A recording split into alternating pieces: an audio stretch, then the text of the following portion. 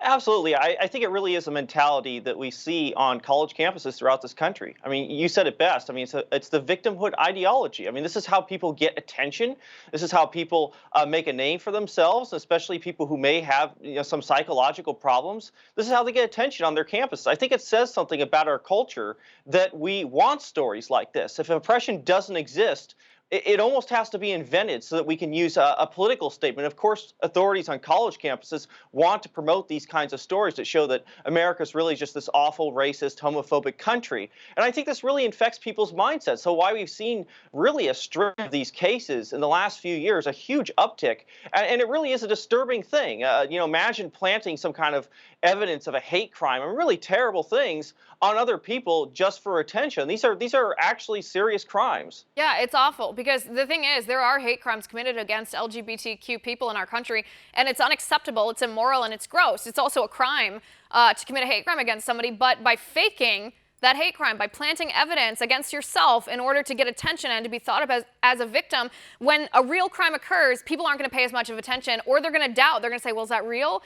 or is that fake, like the last time? Shame on this person for doing that. The left is to blame for this type of behavior because they do create a victim mentality. They reward victims, and they tell different demographics of people that based on their immutable characteristics, they are victims. That's why Elizabeth Warren is claiming to be Native American, because she feels that victim status coming from a legacy of oppression will somehow be advantageous to her or give her some kind of medal of honor. It's disgusting, and college campuses are the place where this starts, where the left indoctrinates students into this victim mentality. We can look at all these colleges. I have a list right in front of me across the country that are actively teaching students to behave in this way. At the University of Illinois, they have a course titled Trumpaganda, the War on Facts, Press, and Democracy. They say the course is going to focus on the president's, quote, running war with the media and his disinformation campaigns. I bet they don't say a single positive thing about him or about anything that he's done to help people.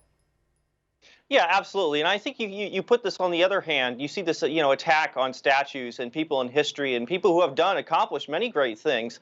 And I think you see this with this kind of mentality, this desire to be a victim, not to accomplish great things. And what does that say about our culture at this time, that we don't aspire to be the great people who maybe invent things, who maybe create things. Instead, we aspire to be a victim, to be fighting oppression even when there isn't any. And I think that unfortunately it does a lot of damage when there are cases of actual racism, or there actually are cases of hate crimes, things like this. It really does a lot of damage to that. And I think a lot of Americans say, well, I simply won't believe anybody who says that. And I think that's a harmful thing for society. I think it does damage to all of us, especially people who have been victims in the past. I mean, imagine what that's going to do to our future and the differences between us.